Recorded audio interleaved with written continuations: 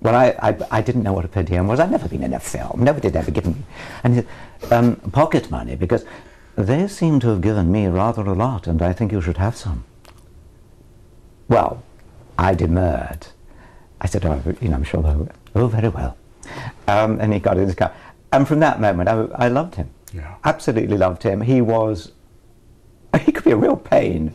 But he knew how things should be. He knew what was right. And the chaos of our shooting this film, it was like, you know, I've never been in a film like this before.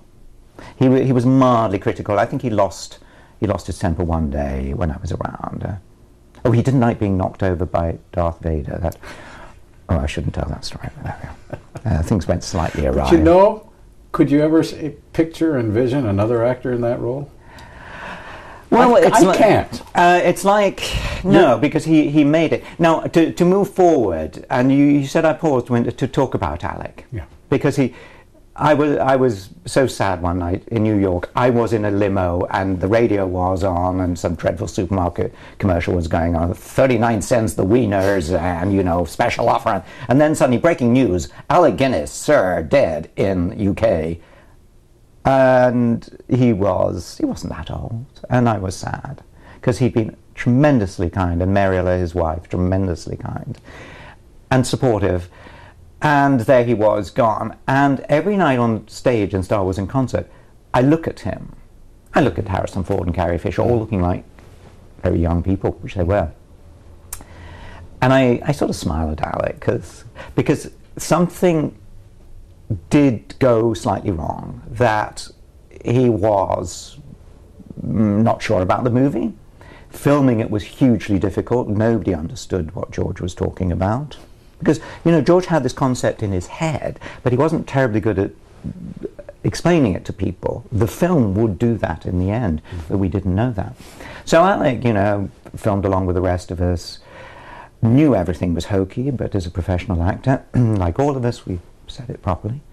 Then the film opened, and he became hugely known as this guru, as this saintly figure, if you like, the power of wisdom. He was a power source for wisdom. And he began to be inundated with requests for, you know, my marriage is not going well. What should I do about it? You know, I am worried about the Force. And you know, it drove him crazy. And then what began to happen, and we weren't, you know, the financial side was fine, actually. That was all sorted out. But then he began to grow a resentment to the fact that people knew him as Obi-Wan Kenobi. They didn't know him as the man in the white suit, the man from Kind Hearts and Coronets, from Lady Killers. Lady Killers, yeah. You see. I remembered all these things. Bridge Over the River Kwai. Yeah. Do you know they never paid me the overtime due because the water levels dropped and we had to wait for weeks in the jungle, and they never paid me the overtime. You see, it was difficult. But he became very resentful and rather negative. Now, there were times that I have become negative about these films because they're such an enormous entity that, yes, maybe it would have been nice to be known for something else, or to indeed to have been recognised at all for playing this character. Because originally they pretended I wasn't involved. They pretended. Even your studio guard here say, now, were they real robots and that was your voice? Or well, were they real robots? And I go, well, no, it's me wearing 17 pieces of plastic and metal, pretending, and I take it as a huge compliment that people did. Well, they mean well, don't they? They're absolutely mean. No, sure. Absolutely. It just would have been nice if I'd been occasionally mentioned. But, so I went through a negative time, but I have now lived long enough to have actually come through that little sort of dip, that lacuna there. And now, and especially even before Star Wars in Concert, but particularly because of the concert, I get the story and I get the tremendous affection of thousands of people every night. I think our biggest audience has been 25,000 people. Now, how do I feel as a perfectly normal, ordinary actor to have the pleasure, the responsibility, the amazement of all these people? It's a huge treat. And I have come through that little dip that Alec did not live long enough to come out the other side. And that saddens me. I would have preferred him to have been happier. Sorry, it's a long story, but it's a serious side to the movies, and I think we should occasionally reference them into the reality of a human being putting their effort into something that is really quite magical. Star Wars: The Concert is almost like one of the films. It's an adjunct to it. It's connected to it, but it's live, so it's a whole new thing for people who have seen the films or have not seen the films. And there it is. You're absolutely right to reference the live quality, because on a film set, as you know, it's all basically people are waiting for lunch. You know, let's shoot this, or you do a scene, and they say cut, next. That is the first thing they say. Nobody says, let's do it together. So brilliant. You know, it's next, because can't savor it. You cannot savor it. There's nobody there to savor it with you. They want to go on to the next set. In a live event, whatever it is, there is a tension, a frisson, a sort of permanent frisson, because you're skating all the time, trying to remain upright. And in our concert, a huge number of musicians and singers are on stage, doing their thing under the baton of a conductor. But the magic thing is they're also doing it in sync with the picture. Now the conductor has a cue screen that will say, you at this point have to hit that boom, because that's when the planet explodes. So can everybody go boom at the same time? Death and Star. it will look rather, Death Star, all planets, we explode everything. And that is magic. So the amount of concentration that goes into that, I have never seen, most times you watch a concert, nobody's looking at the conductor, apart from that first downbeat, and we're off. They're all just playing along because they know it, whatever, occasionally looking, they're still there. In our thing, constantly looking up. What's he doing? Is he slowing down? Is he speeding up? Is he catching up with the movie? Is it letting go a bit? Whatever. All my words are cues for something very big to happen. The feeling of power is immense. Yeah. Because 4 seconds before I finish speaking, video world, as we call it, backstage, vast traveling TV studio, hits the button to roll the next visual. And I'd better not pause, because they're going to chop into my lines, etc. And the other thing that's live, of course, is the audience.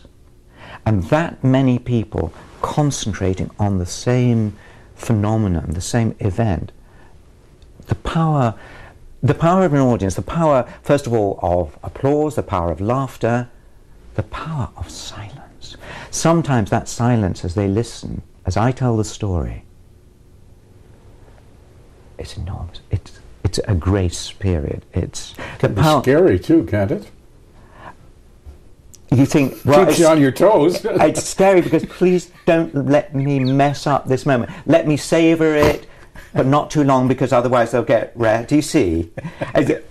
Difference between savoring, milking, destroying. All these things as a stage actor I learned. I'm putting together on stage now, on camera like TV, on film, because my face is acres wide on this screen. I mean, if I mess up, you see the look of, where'd that word go? There have been times my brain has totally stopped. That, the twin offspring of, give me a word, any name, where did my brain go? But I'm thinking the leader, the orchestral leader's white shirt is really bright in this light. Somebody's just moving in the audience there. My camera's down there. Twin offspring. At one point, I will tell you, the crew rushed up to me as I came back, and they said, there's a problem with your microphone, the E6 mic. And I said, no, there isn't. Because I had gone, Princess Leia was a they thought my microphone was dropping out. It was my brain that was dropping out. I'm sorry. There's so many things going on. These things happen. Mistakes happen. In a movie, it's all polished to, just like a mirror, so that you don't see mistakes. Well, you do sometimes, but you've really got to enjoy watching it for those. And it is the power of the audience to contribute. Spiritual's too big a word, but to have this group activity where everybody is focusing on this wonderful moment and this wonderful memory, and it becomes a cohesive, everybody's, and then big applause, and you move on. You can't beat a live experience. No, that's right. And how fortunate, you must feel fortunate to be involved in a cultural phenomenon that has swept the world. Yes. And will ever be there.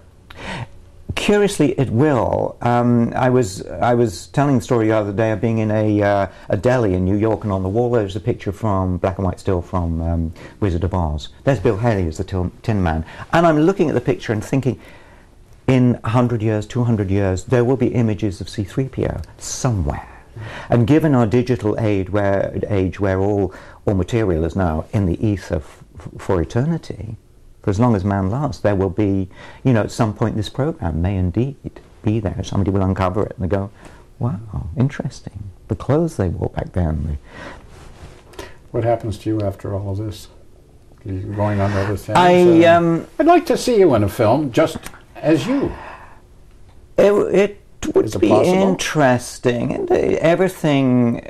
I have been a great naysayer in my life. You know, I didn't want to do Star Wars. I didn't approve of what they wanted to do with Star Wars in concert. I said, why do you need visuals? John's music absolutely stands on its own. The films don't stand on their own. The music does. Why do you need visuals? They said, because we're going to use them. And they were absolutely right.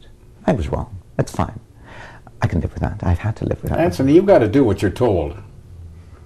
And then not it worked for you. Not always. I can get shirty sometimes, and I fiddled around with the production a bit. They let me, because you know, one of the other things I do is teach at Carnegie Mellon University in the Entertainment Technology Center in Pittsburgh, in America, and I teach. I tutor groups that are doing their projects, which, you know, are always story-based, always sort of some kind of drama involved, and there are basic rules of drama and so on. But I find at my age I have had experiences in, I suppose, 40 years nearly of being in the industry in so many different ways, and having, you know, being in all 6 movies, I've seen a lot of stuff happening on the set that people don't get to experience. And I now share that with young students. And I'm quite happy to see what the future brings, and I'm not uncontent or discontent if it doesn't bring more than it brings now. I know, however, curious things happening.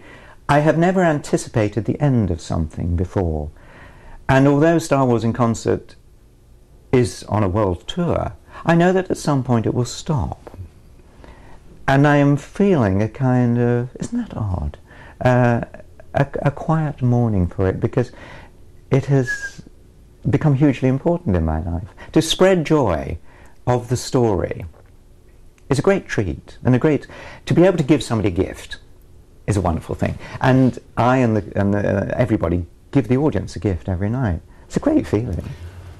Anthony, keep doing it till you get it right, okay? And we'll talk again about it. Okay. Possibly more interesting is the times I get it wrong, and you think, well, why did that go wrong? Why didn't that work better? And you know, every night we make notes for each other about what's right and wrong with the show, because I want it to be better and better and better. But you know, I'm sitting here in Canada again, and for some reason Canada has absolutely taken this show. Montreal will live in my memory forever, the utter enthusiasm, uncontrollable enthusiasm. In the end, I stopped. I stopped trying to say, you know, because I want to keep the thing going, but the applause wouldn't stop. And in the end, I just stood there grinning like an idiot. What else can you do? Thank you. Great. In Paris, can you believe? Paris, which used to have this tremendous reputation for snobbery and, like, you know, haute couture, they were stamping along with the music. Were you at the Olympia? At Bercy, again a huge arena.